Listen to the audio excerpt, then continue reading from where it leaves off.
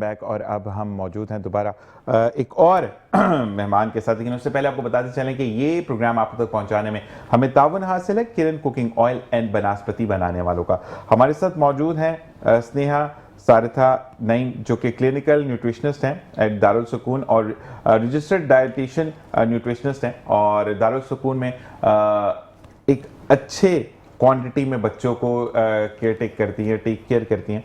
दोनों सिम्त में हम बात करेंगे कि कितना आसान है, कितना मुश्किल है और दारुल सुकून ही क्यों इन्होंने चुना। मैम आपको खुशामदीद कहते हैं, इसलिए आप ठीक हैं? जी बिल्कुल। अच्छा मैम, मुझे ये बताइएगा कि जब आप डॉक्टर बनते हैं या डाइटिशियन बनते हैं, न्यूट्रिशनिस्ट बनते हैं, क्लिनिकल साइड पर जाते हैं तो आप कहते हैं कि नहीं क्लिनिक में होना चाहिए, नाम हो बड़ा से बड़ा, लाल ईंटों वाला एक अस्पताल पीछे ही है, हम उसमें ज़्यादातर लोगों को देखते हैं, उसके साथ वाले हॉस्पिटल में देखते हैं, क्यों दारुल सुकून? मैं ये समझती हूँ कि मुझे ये मौका मिला कहीं ना कहीं खुदा की तरफ से कि मैं इन बच्चों के साथ काम करूँ और बेशक बहुत अच्छा एक्सपीरियंस है। आपने बिल्कुल ठीक कहा, इनिशियली मेरी भी विश थी कि मैं क्लिनिकल साइड पे जा रही हूँ तो किसी अच्छे हॉस्पिटल में काम करूँ और मैंने कुछ अर्सा काम किया भी है हॉस्पिटल्स में क्लिनिकल साइड पे। और मैं ये समझती हूँ कि इन बच्चों को भी उसी तरह की अटेंशन की ज़रूरत है और यहाँ पे बहुत से लोग नहीं भी आना पसंद करते हैं, ऐसा ही है। हकीकत है। लेकिन ये कि मैंने जब भी ज्वाइन किया, मतलब मैंने फ़र्स्ट विज़िट किया था ज्वाइन करने की नीयत से नहीं, सिर्फ एक विज़िट था, असेसमेंट्स थे बच्चों के जो कि मैंने वॉलंटरली किया था काम। तो उसके बाद मुझे मतलब एक होता है ना कि आपको एक इनर सोल आपकी हाँ, कहती है कि नहीं इसको ज्वाइन करना है। बिल्कुल। और जब भी मैंने वाकई हकीकतन सोचा नहीं था कि मैं यहाँ पे काम करूँगी, लेकिन कुछ ऐसे सिनेरियोज़ हुए, सर्कमस्टांसेस ऐसे हुए कि मतलब मुझे ऑफ़र किया गया और मैंने एक्सेप्ट किया और अभी तक मेरा बहुत अच्छा एक्सपीरियंस है। फैमिली का सपोर्ट कितना है? फुल सपोर्ट है उनको। नहीं, कोई एक चीज होती है ना कि फैमिली ये कहती है कि दारुल सुकून इज होम। हम ये जरूर कहते हैं कि जिसका घर नहीं है वो उसका घर दारुल सुकून है। ये मैं इन टर्म्स और मैं अपने लोगों को कहता हूँ। अब जब भी मैं बात करके, जब मैं दारुल सुकून आया था, मैंने लोगों से मिला, बातें की, उनकी कहानियां सुनी, तो मुझे ये फील हुआ कि अगर आप कहीं पर भी ना तकब्बुर में आ रहे हैं, कहीं आपको फील हो रहा है कि आप बहुत ज्यादा आपसे ही सब कुछ छिन रहा है, दारुल सुकून चले जाओ।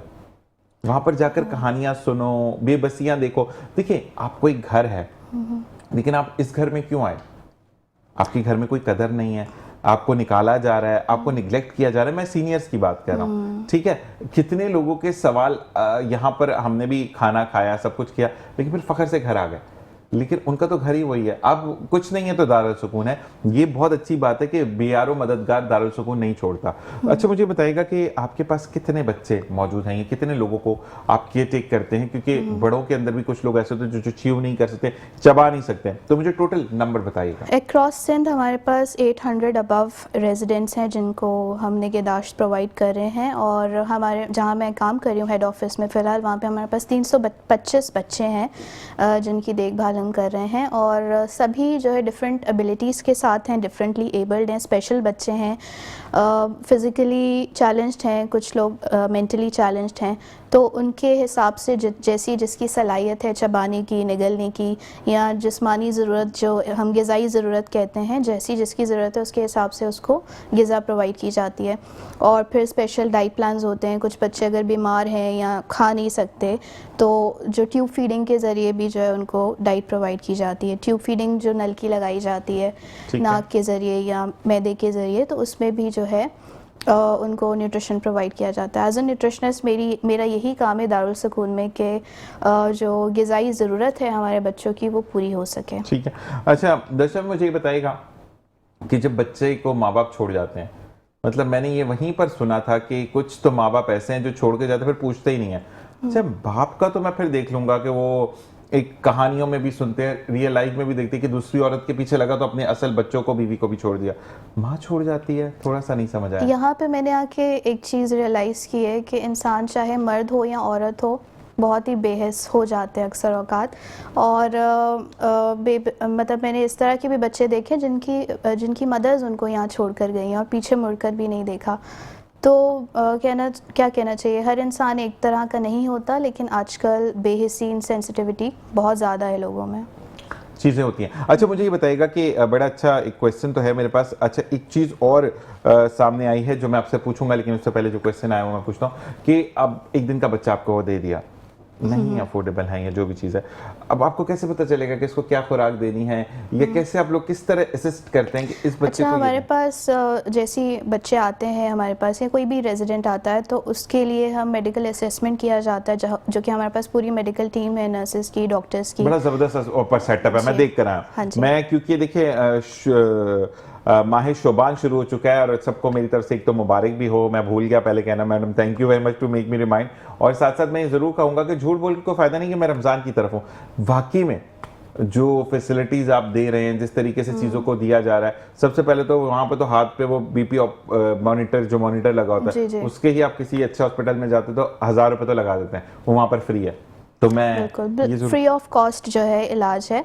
असेसमेंट किया जाता है, फिर हमारे पास साइकोलॉजिस्ट है, उनका भी रिव्यू लिया जाता है। मैं न्यूट्रिशनिस्ट हूँ तो मेरा भी रिव्यू लिया जाता है। मतलब असेसमेंट करने के बाद फिर एक रिपोर्ट तैयार होती है कि उसकी क्या ज़रूरत है, उसकी किस तरह से देखभाल करनी है। फिर हमारे पास केयर टेकर्स का पूरा स्टाफ है जो कि 24/7 मौजूद होते हैं डिफरेंट शिफ्ट्स में, तो वो पूरी तरह से बात देना, चेंज करना, खाना खिलाना, हर एक चीज़ जो है उनकी पूरी की जाती है। सीनियर रेजिडेंट्स भी आपके पैम्पर वाले भी हैं जी जो कि डिपेंडेंट है पूरी तरह से। ठीक है। अच्छा एक बड़ा अच्छा सवाल आया, और विद सॉरी अगर मैं गलत हूँ तो मैं तमाम टीम से भी सॉरी करूंगा, लेकिन बड़ा एक सवाल है। मेरा नाम कोकी माई है और मैं ख्वाजा सरा हूँ, और आपको पता है कि पाकिस्तान में भी ख्वाजा सरा बहुत होते हैं, लेकिन मैं अब नहीं चाहती कि मैं किसी भी बच्चे को उठाऊं तो वो नाचे गाए, तो क्या दारुल सुकून में तीसरी जिन्स को रखा जाता है? मुश्किल सवाल है, लेकिन ये है कि हमारे पास मोस्ट वेलकम, अगर कोई भी आना चाहता है। क्योंकि अगर उन्होंने ये लिखा है कि मैं नहीं चाहती कि जिस तरह मैंने ढोलक बजा बजा कर दर दर भीख मांगी, मैंने सुना है और जिशान भाई प्रोग्राम भी आपके बारे में देखा था कि जो दारुल सुकून का प्रोग्राम आप लोगों ने कहा वो हमने देखा, तो उसमें लोगों को इज्जत दी जाती है। यहाँ पर सिर्फ अल्फाज कसे जाते हैं। विद सॉरी मैं ये अल्फाज कह रहा हूँ, ये तो छक्का है, ये तो हेजड़ा है, ये तो बीच का है।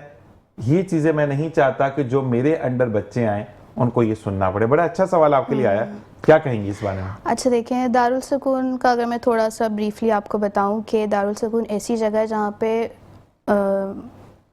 माजरत के साथ जो डिसेबिलिटीज़ के साथ बच्चे आते हैं उनके लिए है, यानी कि जो खुद से अपना काम नहीं कर सकते या जिस्मानी तौर पे, ज़हनी तौर पे, घर नहीं उनको भी देता है दारुल सुकून। हाँ, तो हाँ आप आ सकते हैं, हेड ऑफिस विज़िट कर सकते हैं, मालूमात ले सकते हैं, आपको जो मुनासिब होगी चीज़ वो प्रोवाइड कर दी जाएगी। अच्छा, क्योंकि ये सवाल बड़ा डिफरेंट था और मुझे जिंदगी में पहली दफ़ा आया, मेरे करियर में पहली दफ़ा ये सवाल आया, तो इट्स दारुल सुकून की खुद ही जीत है कि लोग ट्रस्ट कर रहे हैं। अच्छा ये मैंने देखा कि क्योंकि मैं नहीं चढ़ सकता सीढ़ियाँ, तो मुझे लिफ्ट में भेजा गया, लेकिन वहाँ पे आप डॉक्टर्स को भी सीढ़ियों से जाएंगे तो सिर्फ मरीज बच्चों के लिए।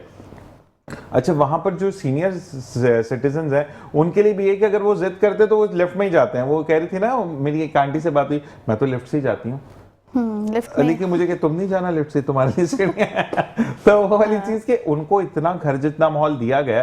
तो ये अच्छा मुझे बताएं कि अगर किसी को दवाई से कोई रिएक्शन होता है या बच्चे को कुछ दवाई सूटेबल नहीं है, तो फिर कितनी देर में उसको न्यूट्रिशन के तौर पर दी जाती है कि कोई चीज़ वो स्टेबल ऑन होती चली जाए, तो फिर आप लोग वहाँ मौजूद होते हैं? अच्छा डॉक्टर्स जो हैं हमारे पास, फिजिशियंस हैं, उनके साथ डिस्कस किया जाता है। अगर न्यूट्रिएंट किसी खाने की किसी चीज़ के साथ रिएक्शन होता है तो वो फिर स्टॉप की जाती है, उसको देखा जाता है, ऑब्जर्व किया जाता है। तो ये ऑब्जर्वेशन के साथ ही जो है हम चीज़ को केटर कर सकते हैं कि किस तरह से हम क्या चीज़ देंगे। अच्छा मुझे ये बताएं कि जो बच्चे नहीं खा सकते उनको आपने मुझे बताया था कि हम उनको ग्राइंड करके देते हैं। अब फर्ज करें आपके पास 30 बच्चे हैं, जिसमें से 5 तो बिल्कुल ऐसे जो बिल्कुल थिन वाला खा रहे हैं, बिल्कुल ही पानी है वो, तो मतलब लिक्विड डाला है या फीडर में डाल के दे दिया, जिसकी मिसाल हम देते हैं। एक बच्चा जो थोड़ा बहुत सेमी सॉलिड, एक मिक्सचर ऑफ सॉलिड और सेमी का, तो ये तमाम चीजें करना आसान होती है न्यूट्रिशन के लिए?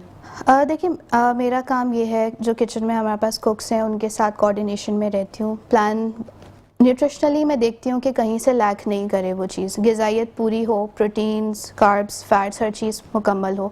चाहे वो 3 हिस्सों में खाना बनता है रोज़ाना, रेगुलर होता है, सॉफ्ट होता है और लिक्विड डाइट होती है। रेगुलर डाइट में नॉर्मल जो जैसे सालन, रोटी, चावल इस तरह की ग़िज़ा होती है। सॉफ्ट हमने भी डाइट खाना में खाया था, वहाँ पे बड़ा ज़बरदस्त टेस्ट था। थैंक यू, अच्छा है खाना, वाक़ई बहुत वाकई अच्छा में है। बहुत अच्छा है। और हर लिहाज से, सफाई के लिहाज से, ग़िज़ाइयत के लिहाज से, हर तरह से मुकम्मल करने की कोशिश होती है और किया भी जाता है। सॉफ्ट डाइट में हमारे पास वही ब्लेंडेड करके दिया जाता है, लेकिन वो भी मुकम्मल ग़िज़ा होती है। लिक्विड में भी लिक्विड करके दिया जाता है, मगर मुकम्मल ग़िज़ा और होती ब्लेंड है करके उसको इतना ब्लेंड कर दिया जाता है उसी ग़िज़ा को कि कि वो लिक्विड बन ईज़िली, जी जाता है, वो बिल्कुल, इजी टू स्वॉलो हो जाता है आपको। एग्जैक्टली। अच्छा, मुझे बताए सीपी चाइल्ड्स की तादाद ज़्यादा है या वो बच्चे बहुत ज़्यादा हैं जिनका हम सीपी कहेंगे, क्या कहेंगे, क्योंकि I am not a doctor, कि जिनका 10 साल की उम्र में जो माइंड ग्रो होता है वो 2 या 3 महीने के बच्चे का होता है। Is it a CP child? Cerebral palsy basically, CP जिसको हम कहते हैं, ये एक बाय बर्थ एक चीज़ होती है कि वो पैदा ही इस तरह से होते हैं कि उनमें एक तो हम एक कहते हैं ना, बैकबोन अच्छे से डेवलप हुई होती है, स्पाइन अच्छे से डेवलप हुआ होता है, उनका इस तरह से डेवलप नहीं हुआ होता। तो कहीं ना कहीं वो बाय द टाइम हमें मालूम होता है कि अच्छा कितना मेंटल प्रेजेंस है, कितना फिजिकली वो काम कर सकता है, तो वो आहिस्ता आहिस्ता हमें पता चलता है। At the time of birth हम नहीं कह सकते कि वो बच्चा कितनी सलाहियत का हामिल है या कितना अब खुद से काम कर पाएगा, लेकिन मोस्टली ऐसा ही होता है कि बच्चे डिपेंडेंट होते हैं दूसरों पे, खुद से काम नहीं कर तो सकते। ये जो बच्चे हैं इनका कितने अरसे में पता चल जाता है? जो सीपी चाइल्ड है, द डे फर्स्ट बर्थ जिस दिन होती है, माँ बाप के हाथ में होता है। डॉक्टर्स डिक्लेयर करते हैं, जाहिर सी बात है, जो टेस्टिंग होती है at the time of birth उससे भी मालूम हो जाता है।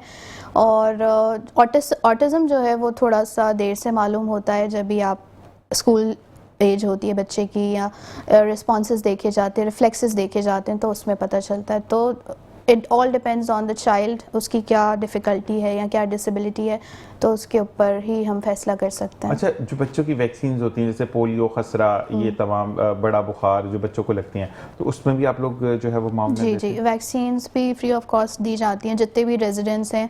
अभी जैसे मौसम शुरू हुआ था, फ्लुएंज़ा बहुत फैला हुआ था, फ्लुएंज़ा की भी वैक्सीन्स दी गई थी तमाम रेजिडेंट्स को, ऑल अक्रॉस सिंध जितने भी हमारे पास रेजिडेंट्स हैं।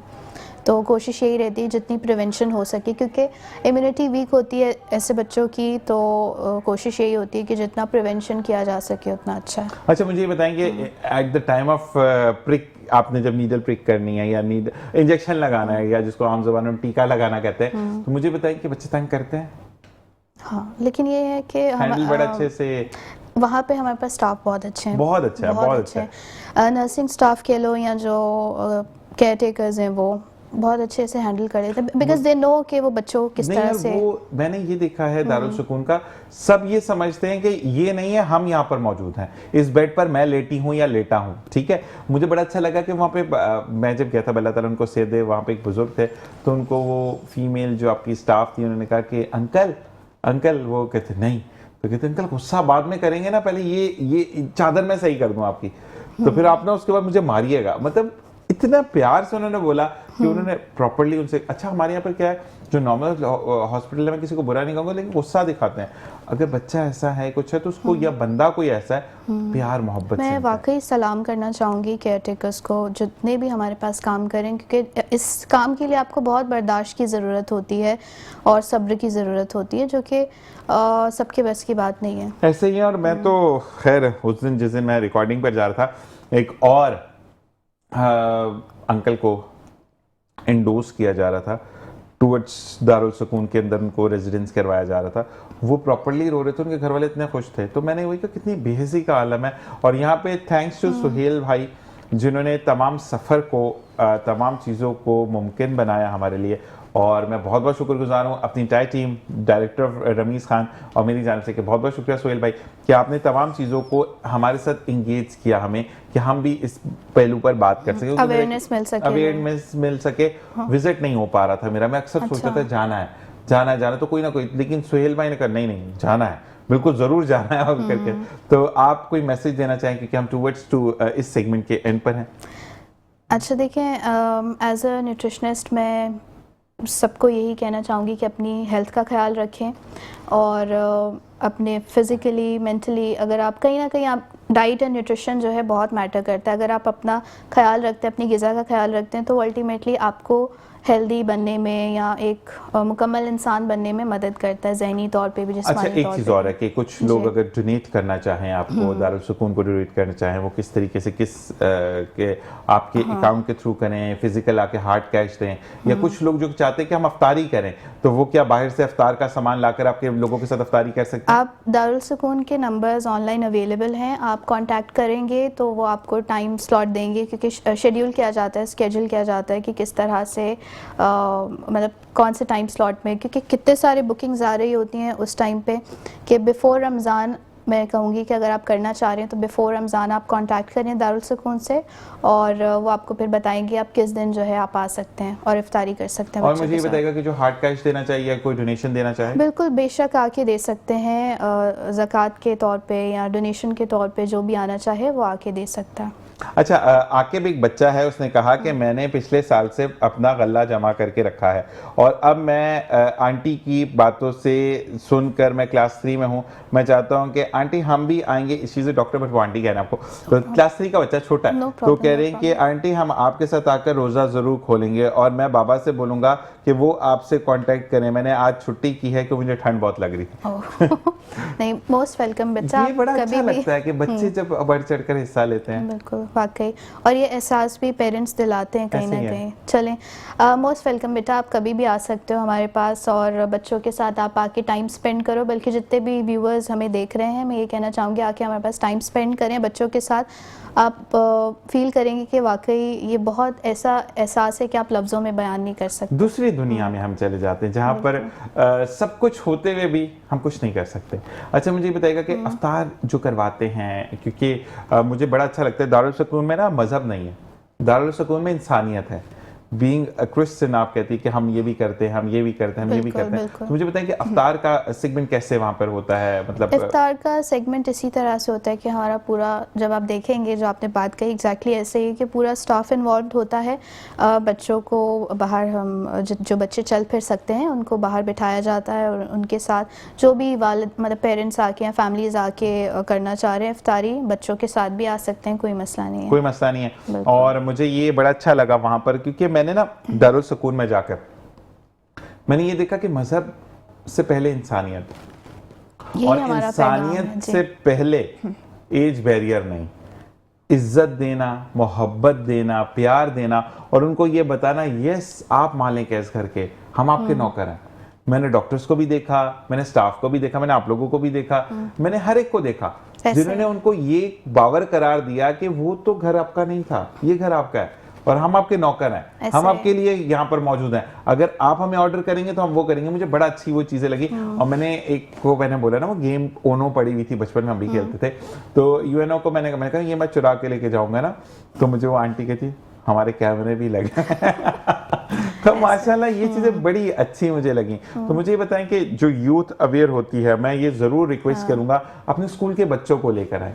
अगर आप कहते हैं ना कि डेली बेसिस पर अगर एक स्कूल आता है तो 30 दिन ऐसे गुजर जाएंगे कि पता भी नहीं चलेगा, और उनका भी टाइम बहुत अच्छा गुजरेगा। अभी भी हमारे पास यूनिवर्सिटी से बच्चे आते हैं और डिफरेंट ऑर्गेनाइजेशन से बच्चे आते हैं, तो मोस्ट वेलकम। मैं यही सबको कहना चाहूँगी कि आप आएँ, विजिट करें दारुल सुकून और एक्सपीरियंस करें। थैंक यू मैम, आपका कि आपने हमें ज्वाइन इन किया। Thank you so आप much. माशाल्लाह RDN@ दारुल सुकून है माशाल्लाह, और अल्लाह ताला आपको मजीद कामयाबियाँ दे। बहुत और शुक्रिया। इस सेगमेंट से हम चाहेंगे इजाज़त, हमें कदीर साहब ज्वाइन करेंगे नेक्स्ट सेगमेंट में। देखते रहिए मुस्कुराती सुबावत ज़ीशान से। Welcome back. और इसी के साथ साथ आपको बताते चलें कि अब जो सेगमेंट आप मुलाहिज़ा फरमाएंगे बैंक अल-फलाह लिमिटेड के ताउन से फरमाएंगे और देखेंगे, और साथ साथ इस प्रोग्राम, इस सेगमेंट के बारे में मैं ये कहता हूँ कि हम इसमें दीन और दुनिया दोनों को लेकर चलते हैं, जिसका सिरा जाता है शुजात रईस कदीरी साहब को। और मैं इनके बारे में बताने से पहले, बड़ा अच्छा डिज़ाइन किया इन्होंने इस प्रोग्राम को कि कि हम दीन को भी लेकर चल रहे हैं, दुनिया को भी साथ लेकर चल रहे हैं, दुनिया में क्या क्या हो रहा है वो भी बता रहे हैं, और फिर नात की बात आए और शुजात रईस कदीरी साहब का जिक्र ना हो, ऐसा हो नहीं सकता। सदारती अवार्ड याफ्ता 23 मार्च को इनको प्राइड ऑफ परफॉर्मेंस दिया जाएगा इस्लामाबाद में, और उसको भी हम कहते हैं ऑन एयर करेंगे, और फिर जैसे ही ये वापस आएंगे इनके ऊपर पहली जिम्मेदारी होगी कि हमारे शो पर हम मुस्कुराते सुबह विद ज़ीशान नज़र में आपको बताते चलेंगे project director banking awareness programme Ambiya Ikram और औलिया इकराम के हवाले से बात करते हैं, और सेगमेंट को लीड करते हैं, और सेगमेंट को डिज़ाइन भी इन्होंने किया, तो इसका सर हम अपने सर नहीं लेंगे। अस्सलाम वालेकुम वरहमतुल्लाहि वबरकातुहू। माशाअल्लाह, चाहिए अल्लाह ताला आपको कामयाब व कामरान रखे। और थोड़ा सा मैं आपकी आज अगर मैंने इजाज़त नहीं भी ली तो मैं आपसे बात ज़रूर करना चाहूँगा। गुल प्लाजा के हवाले से क्या कहना चाहेंगे? सिर्फ 1 मिनट में मैं आपसे जानना देखिए, मेरा अकीदा ये है कि मैं जब घर से निकलता हूँ तो 2 नफिल पढ़कर निकलता हूँ, अल्लाह के हवाले करके अपने आप को। और अल्लाह फरमाता है कि जब वो शख्स मेरे हवाले है तो मैं उसकी हर तरह हिफाजत करता हूँ। अब गुल प्लाजा में जो सान्या हुआ है ये लापरवाही की वजह से हुआ है, थोड़ी सी लापरवाही है, ऐसे ही है। और ये जो एक्सटेंड हुआ है ये भी लापरवाही की वजह से एक्सटेंड हुआ है, ऐसे ही है। स्टिल जो है आप 83 या 82 लोग लापता हैं, और जिसमें से कि 28 लोगों को मतलब ये कि कंफर्म हो गया कि वो डेथ पा चुके हैं, ठीक है, जिसमें से 6 अफराद शनाख्त किए जा चुके हैं, बाकी की DNA के थ्रू शनाख्त की जा रही है। तो ये क़यामत सोरा है, अल्लाह ताला बता रहा है कि देखो तुम होशियार हो जाओ, मेरे तरफ आओ। अल्लाह इतना बड़ा जलील क़द्र हस्ती इशारा दे रही है कि तुम मेरे तरफ आओ तो इन बलाओं से बचोगे। हम अपने आप को, जब मैं घर से निकलता हूँ तो मैं वजअलना मिन बैन ऐदिहिम सद्दन व मिन खल्फिहिम सद्दन फ़अग़शयनाहुम फ़हुम ला युबसिरून। ये दुआ सरकार दो आलम सल्लल्लाहु अलैहि वसल्लम ने जब मक्का से मदीने के लिए हिजरत फरमा रहे थे तो आपने मट्टी पर दम कर कर कुफ़ार की तरफ फेंक दिया था, वो अंधे हो गए थे। ठीक है, हर बला हर मुसीबत से इंसान को बचाती है आयत मुबारका और अल्लाह का कलाम। हम लोग क्या करते हैं, निकलते हैं, ना वज़ू करते हैं, ना दुआ करते हैं, और ना अल्लाह को याद करते हैं कि अल्लाह सात खैरियत से लेके जाए और सात खैरियत से वापस लाए। हम कहते हैं नहीं बस ठीक है। अब जो लोग गए थे वहाँ पर शाम को 8 बजे शादी की ख़रीदारी करने के लिए, तो उनकी एक्सपेक्टेशन ये थी ना कि हम 11 बजे वापस आ जाएंगे घर। 6 अफराद जो एक घर के मरे हैं, तो उनकी माँ रो रही है। आप यकीन करें मुझसे देखा नहीं जा रहा था प्रोग्राम, मेरी आंखों में, मैं हार्ट का पेशेंट हूँ वैसे ही, लेकिन मेरी आंखों में आंसू आए। मैं दुआ कर रहा था कि अल्लाह इनकी मदद फरमा, इनको हिम्मत दे, हौसला दे।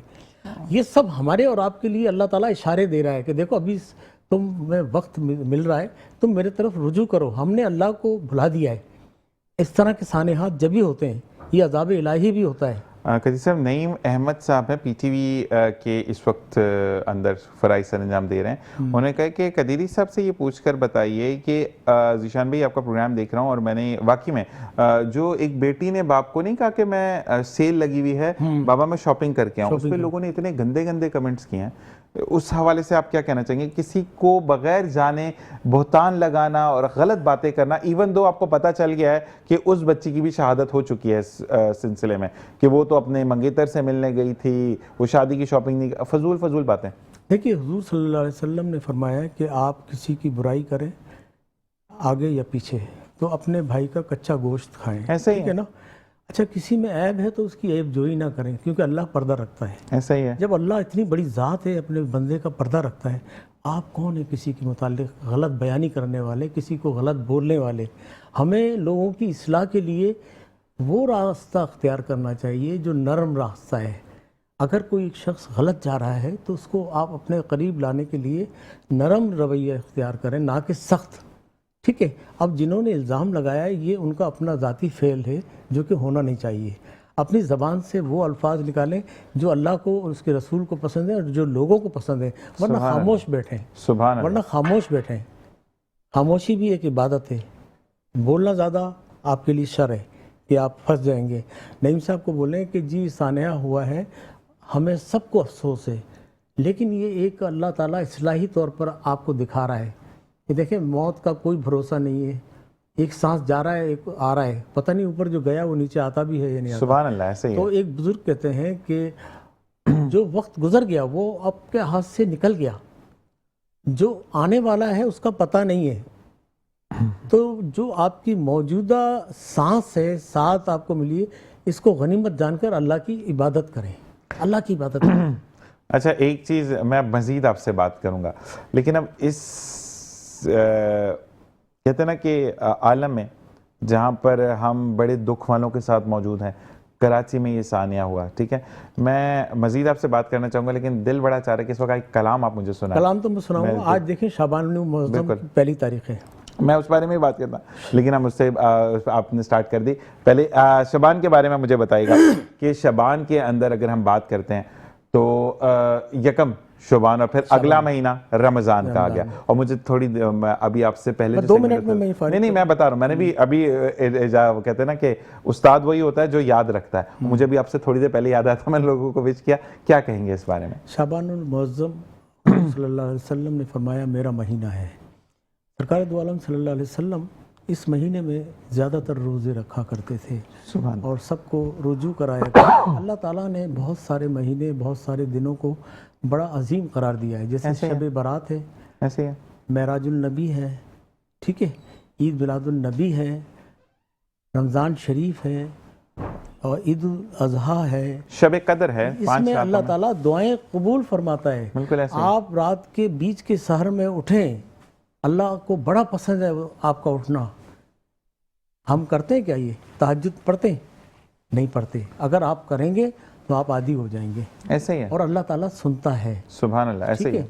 तो इन दिनों को अल्लाह ताला ने इसलिए रखा है कि वो दुआएं कबूल करता है इन दिनों में।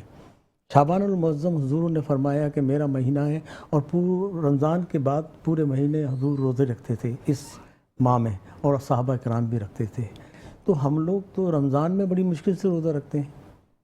मैं अपनी मिसाल दे रहा हूँ, दूसरे को किसी को नहीं। मैं तो कुछ लोगों की मिसाल ऐसे दूंगा। लास्ट ईयर कुछ लोगों से मुलाकात हुई कदीरी साहब, तो कहते हैं इतना मुश्किल कौन करे, अल्लाह ताला इतना सख्त कैसे हो सकता है कि पूरा दिन आपको पूरा, अस्तगफिरुल्लाह, ये आंखों देखा हाल बता रहा हूँ, मैं नाम नहीं लूँगा, लेकिन बड़ी हैरत हुई कि भाई आप यकीन करें कि रमज़ान में अल्लाह ताला इतनी क़ुव्वत देता है मुझे कि आम दिनों में नहीं होती रोज़े के अंदर। और देखिए आप सबब बनते हैं हम जैसों को सहरी करने का। पिछली दफ़ा देखा ना आपने, मैं वही कह रहा हूँ कि आपने सहरी में संभाला तो हम सहरी गए।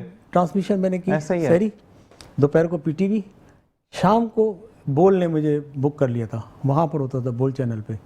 तो सब जगह भाग दौड़ कर रहा हूँ, जबकि मैं बीमार भी, हार्ट का पेशेंट हूँ, बहुत सारी प्रॉब्लम। और उस दौरान मुझे अच्छे तरीके से याद है कि शुजा साहब आपने हमें कॉल की थी, मेरी बेटी बीमार है, आप हॉस्पिटल में भी थे। आपने कहा कि अगर जिशान भाई मैं निकलूंगा तो मुझे इतनी देर लग जाएगी। मैंने कहा उस वक्त तो सहरी हो जाएगी। तो उस दिन वो 3-4 दफा आप जो एब्सेंट हुए बेटी, नहीं बीच में एक दफा एब्सेंट हुए थे, एक दफा एब्सेंट नहीं आप, हमने आपको जल्दी बुलवाया था, ये कुछ था सिर्फ एक दफा मेरी बेटी हॉस्पिटलाइज हुई थी, तो मैं उसको लेके गया था। मैंने कहा मैं आ नहीं सकता, क्योंकि कुछ ऐसा था, मुझे उसकी हालत ऐसी थी। आगा खान में मैंने उसको एडमिट कराया था, उसको डायरिया शायद हुआ था। नहीं, डायरिया हुआ था उसको, बिल्कुल समझ ले पानी निकल गया था जिस्म का। अल्लाह ताला बस सेहत दे। मैं कैसे आ सकता था उसमें? फिर मैंने कंपनसेट कर दिया था आपको, दूसरे दिन आकर दूसरा प्रोग्राम पूरा। हमारा वो असल में मसला ये कि आपका प्रॉब्लम ये था, आपको आने का एक हमारी भी कमजोरी थी ना कि आपको छोड़कर हम सहरी करने जाते थे, तो वो वाली चीज़ें। तो अब मैं चाहूँगा हम कलाम की तरफ बढ़ें। बिस्मिल्लाह रहमान। और मैंने इसी की फरमाइश करनी थी आपको कि आज मुझे ये सुना दें, तो वही चीज़ होती है। और इसी के साथ साथ हमें ज्वाइन किया है हनीफ लखानी साहब ने, जो कि रूह रवा है लखानी ग्रुप ऑफ कंपनीज के। अस्सलाम वालेकुम वरहमतुल्लाह। वालेकुम सलाम। कैसे मिजाज हैं आपके? बहुत बहुत शुक्रिया कि आपने ज्वाइन किया। इंट्रोड्यूस करवाने से पहले माजरत कि 2 दफ़ा मैंने इनका नाम गलत दिया दोनों प्रोग्राम में, सवालिद जाफ़र भाई, और इन्होंने मुझे नहीं जो है वो कभी टोका, ऑन एयर भी नहीं टोका। और मैंने इनको कहा कि आपने मुझे टोकना है, तो उन्होंने कहा नहीं ज़ीशान ऐसा नहीं होता। तो ये महबूब हैं वो उसके कि आप आगे जो टैलेंट आ रहा होता है उसको कैसे आगे प्रोवोक करते हैं। अस्सलाम वालेकुम वरहमतुल्लाह। कैसे हैं आप? अल्हम्दुलिल्लाह। और कहते हैं कि बड़ा तब बड़ा होता है जब वो बड़ा बन के दिखाता है, और आपने यहाँ पर साबित किया कि 2 दफ़ा मैंने सालिद जाफरी बोला, आपने मुझे ऑफ द एयर प्रोग्राम पे बोला, ऑन एयर आपने नहीं टोका मुझे। और यहाँ पर हौसला अफजाई की, हौसला शिकनी नहीं की। और ये जो आजकल बहुत मुश्किल है लोगों में, और ना कहते ना एक चीज़ ऑन एयर हो जाए उसके बाद उससे बात करना मुश्किल हो जाती है। और आपको तो माशाल्लाह घराना, और फिर आपके जो क्या कहते हैं वालिद मोहतरम के लिखे हुए कलाम को ये पढ़ते हैं हमारे रईस के दीदी भाई, तो कहते हैं कि वाकई में अगर आपने अपने घराने को रोशन रखना है, आपका किरदार बहुत मैटर करता है। बहुत बहुत शुक्रिया, और आपका बहुत बहुत शुक्रिया कि इतनी अच्छी हस्ती से हमें मिला। उसके बाद हनीफ लखानी भाई साहब ने मिलाया। अब ओवर टू योर प्रोग्राम, क्या क्वेश्चन करेंगे, लेकिन एक एक क्वेश्चन मैं आप लोगों से भी करना चाहूँगा कि आप क्या कहेंगे, पहले आप क्या कहेंगे और आप क्या कहेंगे अबाउट कि हमने बड़ी बेहिसी भी देखी लोगों की, और इन दैट फॉर्म के हमें वो फैसिलिटीज़ नहीं है कि 5,500 रुपया पर दुकान लेने के बाद 1200 दुकानें को मल्टीप्लाई करते हो तो 60, उर्दू में थोड़ा सा मुश्किल है, 67 कितना होगा, 67 लाख रुपए हर महीने जाते थे। वो डब्बा कितने का होगा, वो जो फायर एग्जीक्यूशन हम जिसको कहते हैं, एक 50 करोड़ का या 50 लाख का तो नहीं होगा ना, वो क्यों नहीं लगा, मैं आपसे पहले जानना चाहूंगा। देखिए, ये जो फायर फाइटिंग इक्विपमेंट है, ये इलेक्ट्रिकल वायरिंग का जो सिस्टम है, असल में 90% यहाँ पर हमारे यहाँ लोगों को अवेयरनेस नहीं है। गवर्नमेंट के डिपार्टमेंट हैं जो हमारी फैक्ट्रियों में भी आते हैं और ये प्लाजास में भी जाते हैं, जहाँ पर इनको इलेक्ट्रिकल और फायर फाइटिंग इक्विपमेंट चेक करना होता है। ये लोग अपनी तवज्जो नहीं देते हैं, या जो लोग आते हैं जो डिपार्टमेंट से भी आते हैं उनको भी अवेयरनेस नहीं होती। देखिए, ये आपने ये तार लगाया हुआ है, एक 100 वॉट का बल्ब, 200 वॉट का बल्ब, उसकी ये तार बर्दाश्त कर लेगा। इसकी कैपेसिटी इतनी है, कैपेसिटी इतनी है ना, उसके जितना गर्म होनी उसमें कॉपर है उसके हिसाब से। अब आपने इसके बाद हज़ार वॉट के 2 लगा दिए बल्ब, क्योंकि आपने दुकान खोली हुई है, आपको अपने माल की डिस्प्ले करने के लिए भी थोड़ा आपको रोशनी चाहिए अच्छी।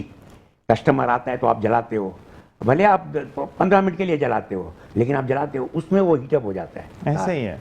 और ये जो है छोटी सी हीटअप, वो जो कि पूरे तमाम ऐसे ही हर जगह के ऊपर इसी तरीके से तार लगे हुए हैं, तो वो जो है ना वो क्रिएट करते हैं, वो रेडिएशन क्रिएट करते हैं, नहीं बॉल इफेक्ट हो जाता है। ठीक है, कि एक जगह से दूसरी जगह वो जंप कर जाता है। और चूँकि अपने गुल प्लाजा देखिए बहुत बड़ा हादसा है, यानी कि कराची के अंदर हाल के टाइम में ये सबसे बड़ा हादसा है, और 1200 दुकानें और 5-6 हज़ार लोगों का होना एक जगह के ऊपर, ये तो अल्लाह की बड़ी मेहरबानी हुई कि रात के 10 बजे के बाद ये आग लगी है। देखिए, पीक आवर जो है शॉपिंग का, हमारे जो मिजाज है इसके मुताबिक 7 बजे से लेकर रात के 9 बजे तक का है, तो लोग बहुत निकल गए थे, बहुत दुकानें बंद भी हो गई होंगी। तो ये अल्लाह की मेहरबानी हुई कि वो जो कैजुअलिटीज़ जो थी वो मल्टीप्लिकेशन हो जाती अगर एक बात हो गई। दूसरी बात देखिए, ये हादसा तो बहुत बड़ा है, उसको वो तो हमारी दुआएं और हमारा ताज़ियत जिन लोगों के घर पे हादसा हुआ और जिनके माल मता ज़ाया हो गए, लेकिन हमें इससे सबक हासिल करना चाहिए, ऐसे ही जो हम हासिल नहीं करते हैं। इससे पहले उधर लगी थी आग, कौन से मॉल के अंदर, एक और मॉल में भी लगी थी, एट्रियम मॉल में लगी थी। हाँ, लगी थी ना एट्रियम मॉल में। इसके बाद से देखिए, ये ऐसे तमाम मॉल्स जहाँ पर पब्लिक की मूवमेंट बहुत ज़्यादा है, वहाँ पर ये सिंध गवर्नमेंट के डिपार्टमेंट जो हैं, जो जिनके ऊपर ये जिम्मेदारी है। देखिए, हमारी फैक्ट्री के अंदर बाकायदगी से वो हर साल आते हैं चेकिंग करने के लिए, ऐसे ही ये इन मॉल्स में भी इनको आना चाहिए। असल में एक बात मैं बोलूँगा हनीफ भाई कि हमारा प्रॉब्लम ये है ना कि जिस दिन आप ये समझ जाते हैं ना कि ये ज़िंदगी तो टेम्परेरी है, आगे जाकर जवाब देना है, तो फिर आप लोग ऑडिट भी करवाते हैं, चेकिंग्स भी करवाते हैं। जहाँ पर ये चीज़ें ख़त्म हो जाती है तो वहाँ पर जी साल भाई क्या कहना चाहेंगे आप इस हवाले से, और फिर ओवर टू योर प्रोग्राम, आपने क्वेश्चन भी करना। ये जो भी हादसा हुआ है बड़ा दिल शिकन था, उसको टीवी पे देखना। और मैं आपको बताऊं कि एक साहब अपने जो CFO थे एक बड़ी कंपनी के, वो अपनी बीवी और बच्चे के साथ आए और वो भी बेचारे अल्लाह को प्यारे हो गए। तो ये सारी सिस्टम की भी ख़राबी थी। जब लास्ट कस्टमर बाहर निकल जाए तो दरवाजे बंद होने चाहिए। बहुत से दरवाजे बंद थे। आपने जो 5,500 रुपये पर मंथ की बात की, वो जो पैसा जमा हुआ वो पैसा कहीं रखा नहीं गया, वो साहब खा गए, जो बहुत आन के टीवी पे बोल रहे थे। ये करप्शन है। अच्छा, SBCA का क्या सिलसिला था कि उन्होंने क्या कभी आन के देखा? बताया जा रहा है कि वो सेकंड और थर्ड फ्लोर जो है वो बिल्कुल ही अनऑथोराइज था, उसकी अथॉरिटी वो नहीं बनी थी। 500 दुकानों का था, उसको 1200 कर दिए। और फिर जो बड़ी दुकानें थी उनको छोटा करके एक की जगह 2 दुकानें कर दी। तो ये सारी सिस्टम की खराबी। अच्छा, होता ये है कि लेके रिश्वत फंस गया है, दे के रिश्वत छूट जा वाली बात है। वो एसडीसीए का आदमी आया, उसको पैसे दिए, वो चला जाता है, फिर वो मामला ख़त्म हो जाता है। तो ये सिस्टम की खराबी है हमारे।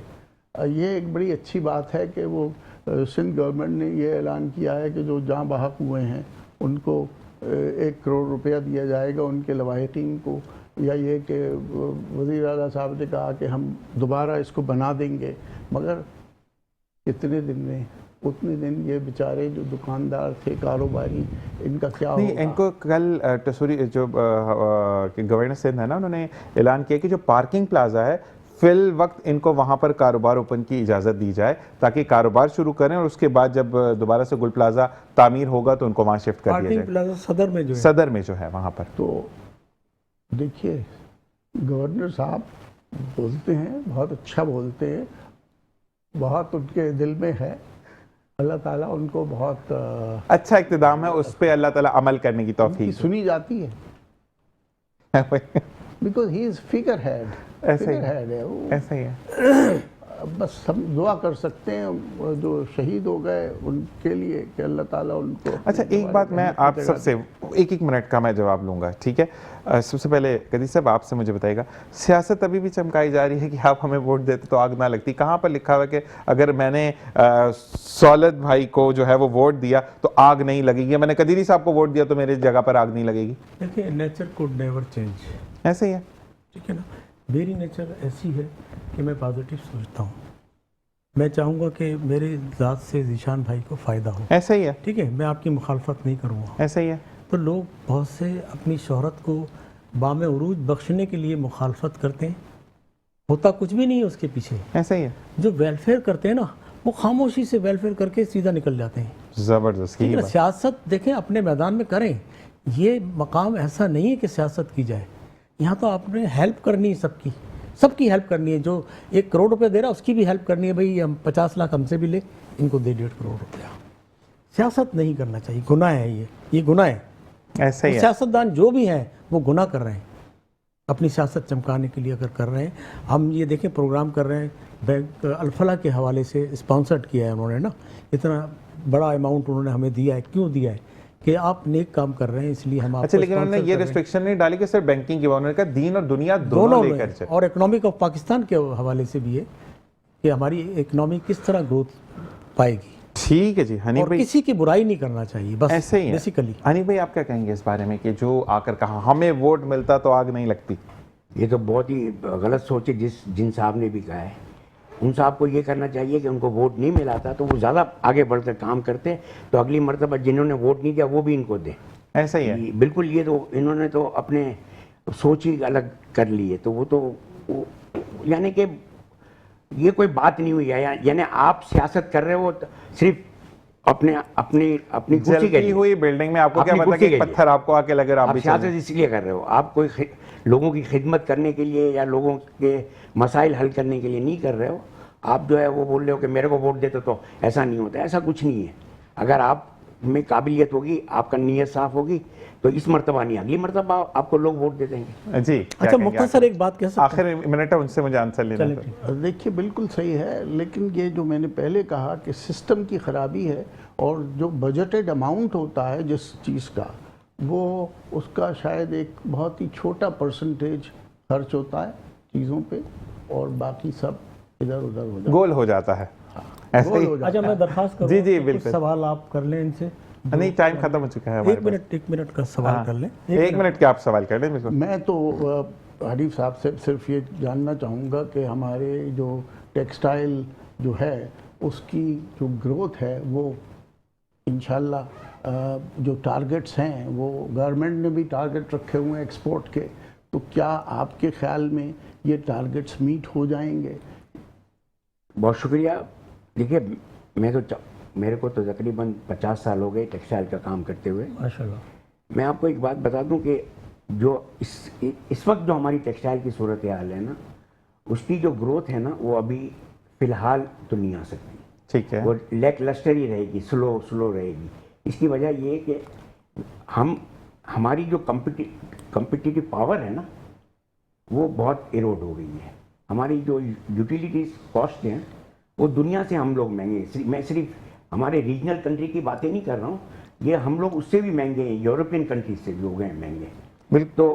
तो ये जब तक के वो उस लेवल के ऊपर हम नहीं आए, जो दुनिया के जो दूसरे मुल्क जो टैरिफ चार्ज कर रहे हैं वो हम नहीं करेंगे, तो हम हमारे लिए कम्पीट करना और बहुत यहाँ मुश्किल पर प्रोग्राम का वक्त खत्म हो गया। बहुत बहुत शुक्रिया आप तीनों का कि आपने ज्वाइन इन किया। बैंकल फलाह लिमिटेड का बहुत बहुत शुक्रिया कि जिनके ताउन से हमने ये प्रोग्राम पेश किया। इंशाल्लाह कल आपसे फिर मुलाकात होगी। आज की नशिस्त में कोई बात बुरी लगी हो तो माजरत ख्वाह हैं।